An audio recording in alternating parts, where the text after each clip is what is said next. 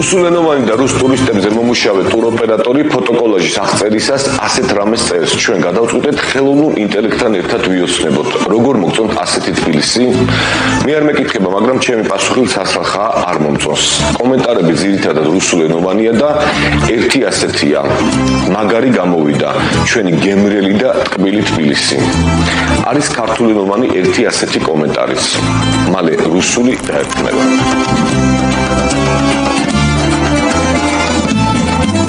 ეს უგემოვნება ინსტაგრამზე დიდი ხნის წინ შემოხვდა და ახლა რუსიბორიას ჯალათიას ღალატის კომისიამ გამახსენა, სადაც მარიონეტები ქართულ იდენტობაზე დარდობდნენ. კიდევ კარგი რომ ეს უგემოვნება სადმე ანტირუსულ ანტისაოკუპაციო პლატფორმაზე არდევს, თორემ ხომ აუცილებლად მოხდებოდა ვინმე ოხანაშვილის მოხსენებაში და ყველაფერი დასავლეთს დაბრალდებოდა, რომელიც იდენტობას გვართმევს.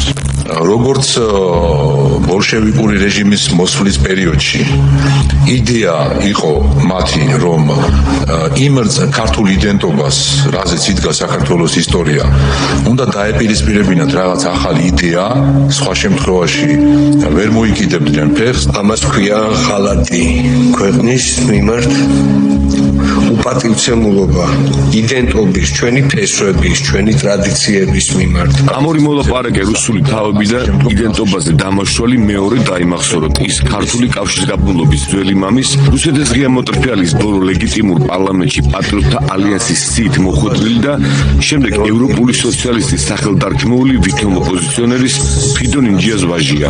ის ამჟამად არალეგიტიმურ პარლამენტში ვინმე პაპუაშვილის მოადგილედ იწოდება. მამის პოლიტიკურ ხაზს აგრძელებს. ევროპელი სოციალისტია. ავითო პარტიის სახელიც დაიმახსოვრეთ. რუსული სპეცსამსახურების ქართულ ანუ ივანიშვილის ქსელში მნიშვნელოვანი დეტალია დიდი რუსული სქემის შემადგენელი ნაწილი. ალებში თუ როგორც თვითონ იციან ხოლმე ჟესტი შემოიტანეს ქართულ რეალობაში. ანწუხელიძის გამასამართლებელი რუსული კომისია თია წულუკიანის მოღალატებური კომისია მხოლოდ პროპაგანდისტულ არხებს ახსოვს და ისინი აშუქებენ. შემოთავაზებული ორი სინქრონი ტირაჟირებაში არ ჩამითვალოთ. პატარა კვლევას დაჭირდა. მარტივი დაკვირვებით ღალატის კომისიამ პროპაგანდისტულადაც ვერ იმუშავა. საზოგადოებაში მოჭიდება არ აქვს. ჯალატიამ აფრასიზები გმირებად ვერ გამოიყვანა. ბევრი ეცადა და ანწუხელიძეც ვერ გაასამართლა და ახლა ხელმოსაჭიდი რომ აღარაფერი აქვს, ქართულ იდენტობას მიადგა და სად იყო და სად არა, კომისიაზე ფართო საზოგადოებისთვის ნაკლებად ცნობილი პოეტი გონაშვილი მიიყვანა. მოგესალმებით ქალბატონო, მაყვალა დაბრძანდით. იდენტობის ვითომ დაცვით ბოდით ისტორიაში პოეტმა ასეთი რამ თქვა.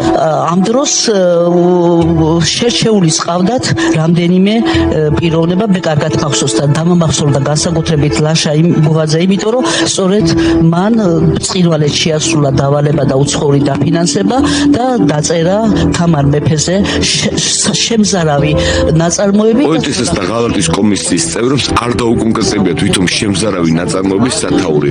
არ გამიკვირდებათ უმეტესობა მათგანს წაკითხულიც არ აქვს პირველი რუსი. არ წამიკითხავს, მაგრამ პრინციპი აქვს თავარი. თავის დროზე წავიკითხე, ახლაც თვალი გადაოლე.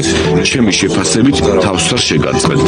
ლაშა ბუღაძის მოთხრობაში ირონიულად არის აღწერილი თამარ მეფის პირველი ქმრის იური ბოგოლიოვსკის ზოოფილური მიდრეკილებანი და მამაკაცური მარცხი ქორწინების პირველ ღამეს. ბუღაძის პირველი რუსი შევარდნაძის საქართველოში დიდი განხილვის მიზეზი გახდა. მაშინაც იდენტობას იცავდნენ. ახლა ამ აურზაურს არ გავიხსენებ, რომელიც კარგად მახსოვს შორს წაგვიყვანს. საკუთარ მოთხრობაზე აურზაურის გახსენებისას ერთ-ერთ ჟურნალში გამოქვეყნებულ ლაშას წერილიდან ამონარიდებს შემოგთავაზებთ, რაც ჩემი აზრით ნათლად ასახავს იმას, რომ პირველი რუსი თამარ მეფის შეურაცხყოფა კი არა, რუსეთის ნამდვილი სახის წარმოჩინება იყო. სინამდვილეში კი ბანალური სატირა დაუხვდათ რუსეთ-საქართველოს ურთიერთობებზე. დაუღალავად მილაპარაკია ჩემი მოთხრობის პერსონაჟების, თამარისა და იურის ალეგორიულ სახეებზე. თამარი მუდამ მოლოდინში მყოფი, შეურაცხყოფილი და მოტყუებული საქართველოა. იური ბოგოლიოვსკი კი რუსეთი. ეს სიმბოლური სახეებია. თამარი და იური საქართველო და რუსეთია. მოკლედ საქართველოს ისტორიის ცნობიერებაში პირველი რუსი იური ბოგოლოვსკია. სამეფო კარიდან განდევნის შემდეგ მან მოახერხა და ქართულ თავადაზნაურებთან ერთად საქართველოზე გაილაშქრა. ორივე აჯანყების მცდელობა უშედეგოდ დასრულდა. პირველი რუსი ისტორიაში ისედაც დარჩა, როგორათაც დარჩა. მას შემდეგ საქართველოს ცხოვრებაში არაერთი რუსი ყოფილა. რუსი არ მხოლოდ გვარით ან წარმომავლობით, არა პირიქით გვარით და წარმომავლობით ქართველი, მაგრამ არსით და ქმედებით რუსი, რომელსაც უნდა რომ საქართველოს ერთი დიდი რესტორანი იყოს, სადაც არ არსებობს ქართული იდენტობა, სადაც ეკლესია შეთეთრებულია, სადაც ყველაფერი ქართული წაშლილია, სადაც ქართველი გრუზინია, რომელმაც მეტროპოლიტენ ჩამოთრელოს უნდა უმღეროს და უცეკოს, სადაც თავისუფლების მოედანზე ხინკლის ძეგლი დგას, თბილისის დამაარსებელს კი ხელში შაშლიკი უჭირავს, სადაც ჟალათის მოტოკლუბი ნაჩნი ვოლკი არხიანად დასწრებენ და ხირურგის მეტი შეყვარებისთვის გვიხსნიან, რომ ზალდასტანოვის წარმომავლობა ზალდასტანიშვილია, სადაც 8 მაისი არაფერი აიძხრაში კი რუსულ ფერხულში უნდა ჩავებათ და აქვე თბილისის ცენტრში რუსეთის ინტერესების სექცია წოდებულ რეალურად კი რუსეთის საელჩოში, რომელიც რუსული სპეცსამსახურების ჩვეულებრივი რეზიდენტურაა, ძენპაბერი დოლგარმონზე უნდა დაუკრათ და ქართველ ვეტერანებს პუტინის გამოგზავნილი ჯილდოები ჩამოვკიდოთ. როგორც გითხარით, პირველი რუსიდან ბევრი რუსი იყო, ყველაზე საშიში და ვერაგი ყოველთვის გვარით ქართველი არსით კი რუსი იყო. ახლაც რუსია რუსეთის ფედერაციის სასარგებლოდ საქართველოს დემოკრატიისა და ევროატლანტიკური მომავლის ძირის გამოთხრისთვის სანქცირებული საერთაშორისო მხილებული ორენკა რადნოი. И клуб ночных волков должен быть в Грузии. Мы ждем вас. Спасибо вам за приглашение. Россия будет процветать. ამ ვიდეოში ალბათ იცანით ერთი პუტინის მოტოციკლების ნაჩალნიკი ხირურგი იგივე ალექსანდრე ზალდასტანოვია. მეორე კი რომელიც რუსეთის დროშას იხუტებს და პუტინის ვითომგლებს საქართველოს შეპატიჟება მოსკოვში მცხოვრები ბიზნესმენი გვარით ქართველი მამუკა პიპია. იად რუსული პოლიტიკური პარტია სოლიდარობა მშვიდობისათვის დამფუძნებელი, ამფინანსებელი, ფაქტობრივი ლიდერი, პარტიულად კი საგარეო მდივანი. სასაცილო, მაგრამ ის ივანიშვილის რუსულ ქსელში ერთ-ერთი მთავარი ფიგურაა. რაც შეეხება ღამის კლუბს, ეს ვითომ მართლმადიდებელი კარლენის დაფინანსებული კლუბია, რომელიც კრიმის ანექსიის შემდეგ გახდა პუტინის საცხრამაისო პროპაგანდის ერთ-ერთი მთავარი იარაღი. რა წუწყიანიც არის ეს დროშა, ისე წუწყიანი იმპერიაა ეს რუსეთი.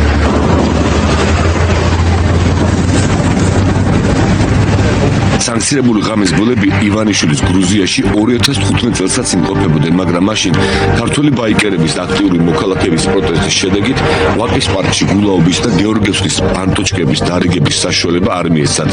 ვითომ გლებმა 2017-ში სცადეს საქართველოში შემოსვლა, მაგრამ მაშინ ამის საშუალება არ მიეცათ. 2017-ში ქართული ოცნება ასე ღიად არ ღალატობდა სახელმწიფოს და მაშინ ფულების დაწერა ჯერ კიდევ შესაძლებელი იყო ევროკავშირთან დაახლოებაზე.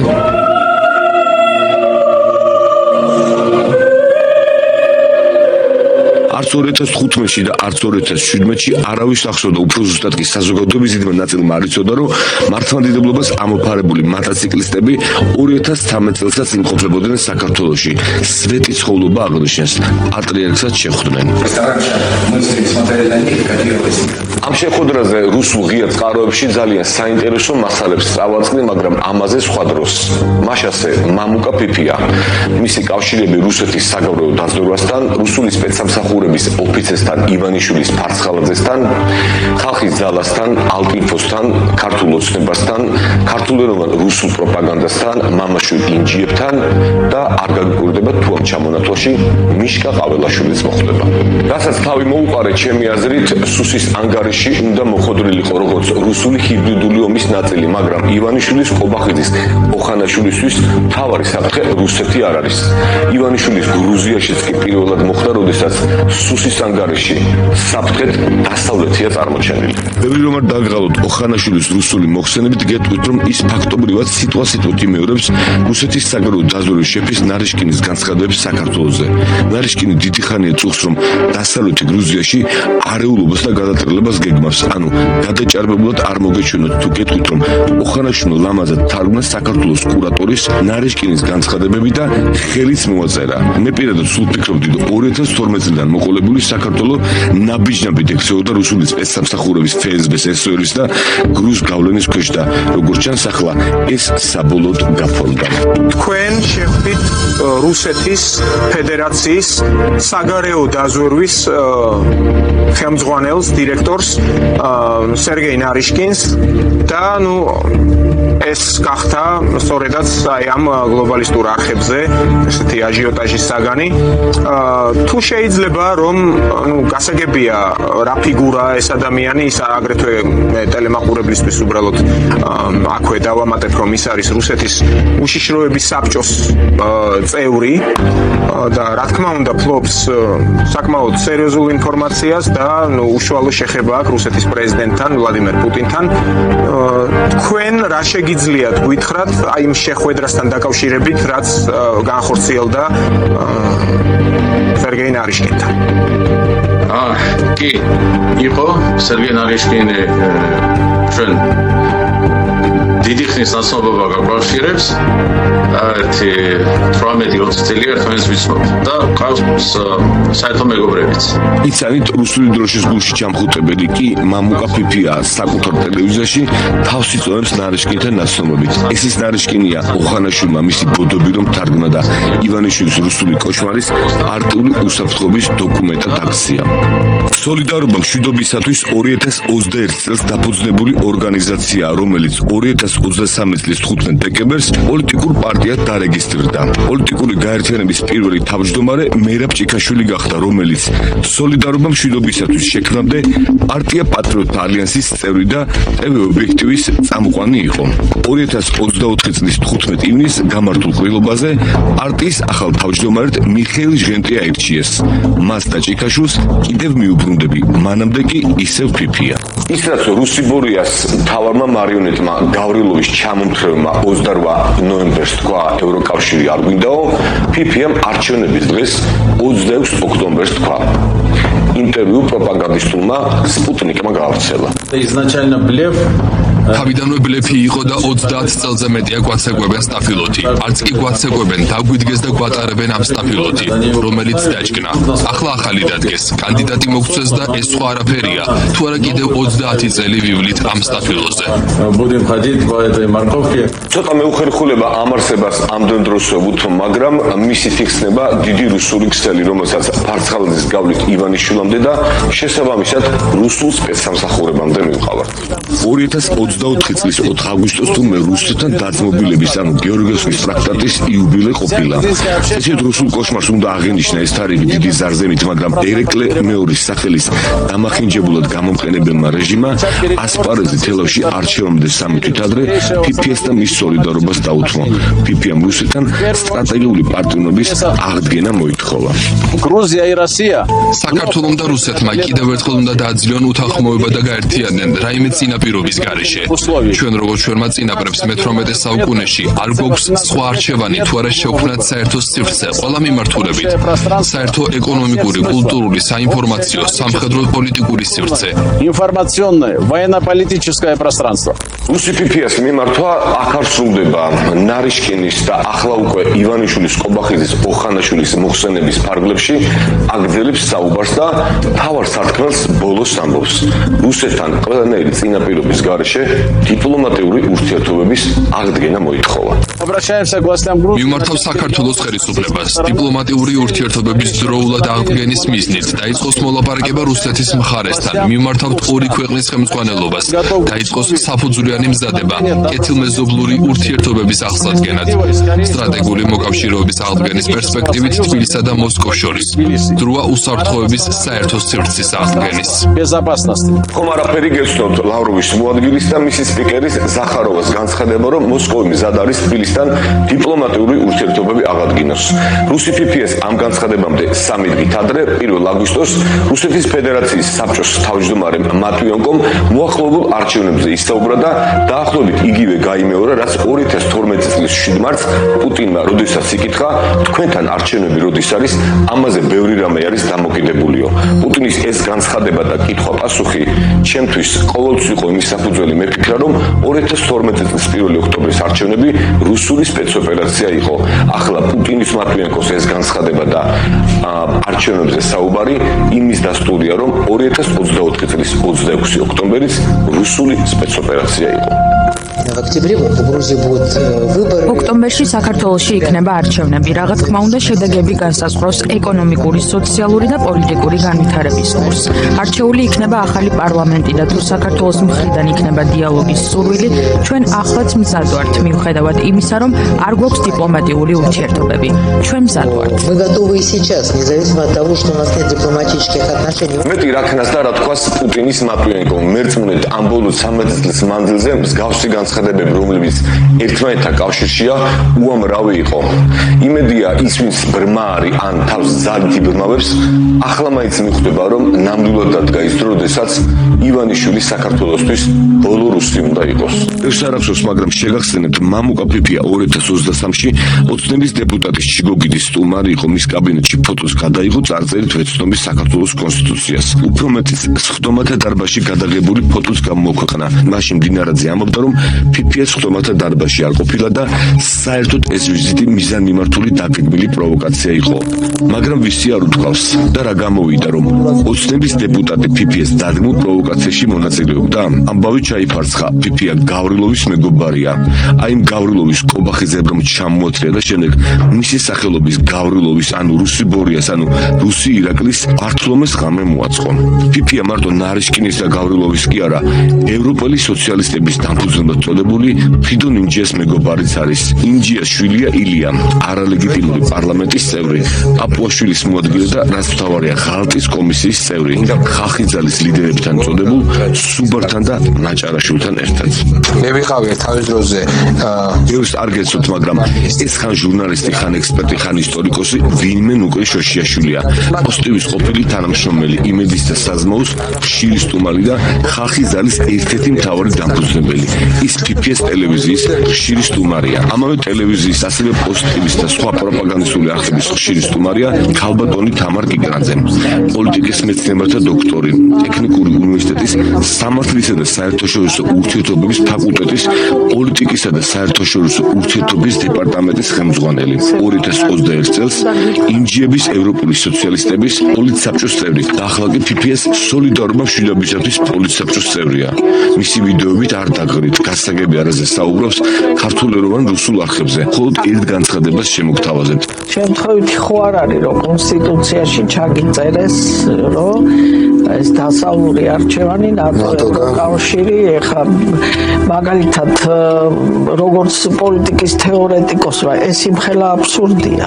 არც ერთ თეორიაში გარჩდება. არ გაგიკვირდება თუ გეტყვით, რომ ეს ქალბატონი პრიმაკოვის ფონდის ხელმძღვანელის დიმიტრი ლოტკიფანიძის თანამოაზრეა. მასთან ერთად მონაწილეობას იღებს რუსულ პროექტებში და ასე შემდეგ. არც ის გაგიკვირდება თუ გეტყვით, რომ ამავე რუსული არხების ისევ როგორც იმედის, პოსტივის და საზმაუს ხშირი სტუმარია ნანა კაკაბაძე. ამ ეტაპზე ნეიტრალური საქართველოს მოასპარეზე ივანიშვილის რუსულ-გრუზინულ პოლიტიკაში. სწორედ მისი ვითომ პარტიის სარჩელის საფუძველზე შეუვარდა ივანიშვილი ფელზიმე მარიამ ბაჯელიძეს და ნანუკას სახში და მისი მოთხოვნით დაიხურა ფონდები. გავაწლებით და კაკაბაძის მისი ვითომ პარტიის დამფინანსებლებსაც გამოიძიებენ, მაგრამ ქალბატონ ნანას არ შეწყვება, რომ რუსი ბორიას დავალების შემსრულებელი იყო, რუსულ საქმეს აკეთებდა. სოლიდარობა მშვიდობისათვის პირდაპირ კავშირშია რუსული სპეცსამსახურების ოფიცერთან ოთარ ფარცხალაძესთან. ოთარ ფარცხალაძის შვილი ანდრია ფარცხალაძე პოლიტიკურ პარტიად დარეგისტრირებამდე ორგანიზაციის ერთ-ერთი მთავარი აქტიური წევრი იყო. ორგანიზაციის მაშინელმა თავმჯდომარემ და ახლა ფიფიას ტელევიზიის წამყვანს და პარტიის პირველ თავმჯდომარეს ჭიქაშვილს ფარცხალაძის ამბავი არასოდეს დაუმალავს. დაწყოთა შაბათის ფორმულის ჟურნალისტური გამოძიებიდან 2022 წლის 2 აპრილი. ეს ის დროა, როდესაც ძალადობრივი ალტინფო 5 ივნისის პოგრომის მომწყობი გაფუჭქვნის ხანაშია და ქვეყნის მასშტაბით ყველა რეგიონში ოფისებს ხსნის. ალტინფოსთან ერთად პროპუტინისტურ ფლანგზე სულ რაღაც ერთი წელია ახალი ორგანიზაცია სოლიდარობა მშვიდობისთვის გამოჩნდა. სტუდია მონიტორმა დაადგინა, რომ მოძრაობის აქტიური ლიდერი და სპიკერი კი ყოფილი მთავარი პროკურორის ოთარ ფარცხალაძის შვილი ანდრია ფარცხალაძეა. მამამისია და რა პრობლემა აქვს ხოს? გეუბნები რომ თანამდებობიდან გამომდინარე. რა თანამდებობიდან გამომდინარე ცა მომისწრე რა კავშირია? სხვა რამე კავშირი არ აქვს მოთხოვ მარცხალაძეს. გეუბნები ჩემ მეგობარი 25 წელია და ოთარს მე ვთხოვე რომ ანდრე ყოფილიყო ჩემთან. ალტიფოს, რომელსაც ახალ კონსერვატორების საქართველოს პარტია ჰქვია, ასევე აქვს კავშირი მამუკა პიპიასთან. 2024 წლის საპარლამენტო არჩევნების წინ ქართული ოცნების ხელისუფლებამ მოულოდნელად ალტიფოს პარტია კონსერვატორული მოძრაობა გაუქმა და შემდეგ ნაჩუქარი პარტია ქართული იდეაც დაუხარვეზა. მაშინ მამუკა პიპია ივანიშვილის რუსულ კოშმარს შემოწყდა. ჩემთვის გახდა ცნობილი, რომ დღეს საჯარო რეესტრმა გაუქმა კონსერვატიულ ფლანგზე მყოფი პარტია ალტიფო. ჩემთვის სრულიად აუხსნელია და გაუგებარია, ვისთან აპირებს თანამშრომლობას ქართული ოცნება მომავალში. მინდა აღვნიშნო, რომ რამდენიმე დღით ადრე ჩვენს პარტიას სოლიდარობა მშვიდობისთვის ასევე შეგვიქმნეს გარკვეული პრობლემები რეგისტრაციის დროს. უმნიშვნელო მიზეზების გამო ახლაც დახარვეზებულები ვართ. ამ გადაწყვეტილებით ქართულმა ოცნებამ ღია ომი გამოუცხადა და კონსერვატიულ ფლანგს. ვთვლი, რომ ეს აბსოლუტურად გაუაზრებელი და გაუმართლებელი ქმედება. დარწმუნებული ვარ, რომ ქართული ოცნება ვერანაირად ვერ დაიკავებს ქვეყანაში კონსერვატორების ადგილს და უახლოეს არჩევნებზე მათ ამ ნაბიჯების შემდეგ ელოდება სრული ფიასკო. აუცილებელი რეაგირებისთვის ჩვენ გვჭირდება ორგანიზებული საქართველოს ყველა რაიონში მინიმუმ 150 კაცი თითო რაიონში უნდა ყავდეს და 72 რაიონია საქართველოში და 150 კაცი თითო რაიონში არის 10000 კაცზე მეტი. იქნება ახალი ბაქტრიონი დედასუნილებ მაგარ. კი გამოიცანით ეს ალტიფოა ღარიბაშვილის საქეზებით რუსული პოგრომი რომ მოაწყო თბილისის ქუჩებში და მათ ძალდობას ლექსო ლაშქარავას სიცოცხლე შეეწირა. ამათ უჭერს მხარს ნარიშკინის, გავრილოვის, ინჯიას, ჩოგოვაძის მეგობარი პიპია. პუტინის ვითომ ღამის გლები რომ მოიწვია საქართველოში 9 მაისს. იმ 9 მაისს, რომლის მოსკოვურ პარადს ივანიშვილის გენერალური პროკურორი და რუსული სპეცსამსახურების ოფიცერი ფარცხელაძე რომ დაესწრება. ეს სოლიდარობა რომლის თავმჯდომარემაც პრეზიდენტ ზურაბიშვილზე და უჩენ ანუაშვილზე პროკურატურას გამოძიების დაწყება მოსთხოვა ტრანკერების ვითომ ხილების შემდეგ. რუსულ მედიასთან რუსი პიპია უფრო გულწრფელია. ოკუპირებულ ყირიმში მოქმედის საერთაშორისო საინფორმაციო რესურსთან ინტერვიუში კითხვაზე ყაველაშვილის ანუ ხახიზალის ერთ-ერთი დამფუძნებლის პრეზიდენტობა ნიშნავს თუ არა იმას, რომ ქართული ოცნების ვექტორი რუსეთისკენ იხლება, ასეთ რამეს პასუხობს. ასეთ საკითხებში ნაჩქარავი გადაწყვეტილების მიღება არ არის. აჩქარება საჭირო არ არის. პირველ რიგში მეტყველებს თავად ფაქტი, რომ მმართველმა პარტიამ ქართულმა ოცნებამ პრეზიდენტის პოსტზე მიხეილ ყაველაშვილი წარადგინა, რომელიც სხვათა შორის მჭიდრო კავშირშია რუსულ სპორტთან. ის თამაშობდა საფეხბურთო კლუბ ალანიაში, გახდა რუსეთის ჩემპიონი მის შემადგენლობაში და 1995 წელს შეიყვანეს რუსეთის ჩემპიონატის 30 საუკეთესო მოთამაშის სიაში. ჩვენ ამას ასე ვხედავთ მმართველი პარტიის მხრიდან. ეს დანიშნა თავისთავად რუსეთთან დაახლოების სიგნალი იყო. ყაველაშვილის როგორც პრეზიდენტის ფიგურას დადებითად აფასებს როგორც ქართული, ასევე რუსული პოლიტიკური ელიტა. ეს უკვე კარგი ნიშანია, მაგრამ იმ პირობებში, როდესაც საქართველოში პროდასავლური რადიკალური ოპოზიცია ჯერ კიდევ მზადაა და გადაწყვეტილია ნებისმიერ მომენტში ქუჩის აფეთქება, ახალ პრეზიდენტს არ შეუძლია მკვეთრი ნაბიჯების გადადგმა. ვიმედოვნებთ, რომ ზაფხულთან ახლოს ჩვენ ქვეყნებს შორის დაწყობა დაიწყება და ამჟამინდელი საქართველოს მთავრობა თავისი საგარეო პოლიტიკური საქმიანობის ახალ ჩარჩოებს გამოკვეთს. ამ რუსმა ფიფიამას მეტი რაქნას მოსიარულე მხილება საკუთარი თავის რუსული სპეცსამსახურების და ივანიშვილის რუსული რეჟიმის. ის რაც მე ახლა მოგიყევით, მხოლოდ მცირე ჩამონათვალია იმ ჰიბრიდული ომისა, რომელსაც საქართველოს წინააღმდეგ ივანიშვილი, ფარცხალაძე, კობახიძე, ოხანაშვილი, წულუკიანი ქართულენოვანი რუსული პროპაგანდა აწარმოებს. ასეთი ამ დროისთვის რუსული ფაზი, რომლის ათხოვასაც მე შევეცადე და რაც მთავარია, რაც შემოგთავაზეთ, ყველაფერი ღია წყაროებში მოიპოვება და ჩემი აზრით, სწორედ ასეთი ფაქტები და ურთიერთკავშირში მყოფი განცხადებები უნდა იყოს ასახული ახლა სუსის ანგარიში, რითაც დადასტურდება, რომ რუსეთი ნამდვილად აწარმოებს ჩვენ წინააღმდეგ ჰიბრიდულ ომს. მით უმეტეს თუ გავითვალისწინებთ იმ რესურსს, რომელიც ახლა სუს კონტაზორვითი და დაზორვითი საშუალებებით აქვს. თუმცა, როდესაც პირველად საქართველოს ისტორიაში ნატოსა და ევროკავშირის წევრი სახელმწიფოები ფაქტობრივად ღიად არის და დანაშაულები კონსტიტუციური წყობილების შეცვლაში ეს მხოლოდ იმას ადასტურებს, რომ თავად სუსი ისევე როგორც ივანიშვილის რეჟიმის ყველა უძღება ამ დიდი რუსული ჰიბრიდული სპეცოპერაციის ნაწილია, პარტიული ქვედანაყოფია, რომლის ამოცანა და მიზანი მხოლოდ რეჟიმის ძალაუფლების შენარჩუნებაა. ივანიშვილი რუსია ის ან საბოლოოდ დაასამარებს საქართველოს სახელმწიფოს და ქართულ იდენტობას, ან ქართული საზოგადოება შეძლებს, რომ მას ამის საშუალება არ მიეცეს და ის ბოლო რუსი იყოს საქართველოს ისტორიაში, რომელიც რუსეთის დავალებით ქართულ სახელმწიფოს ჯიჯგნის და კლავს.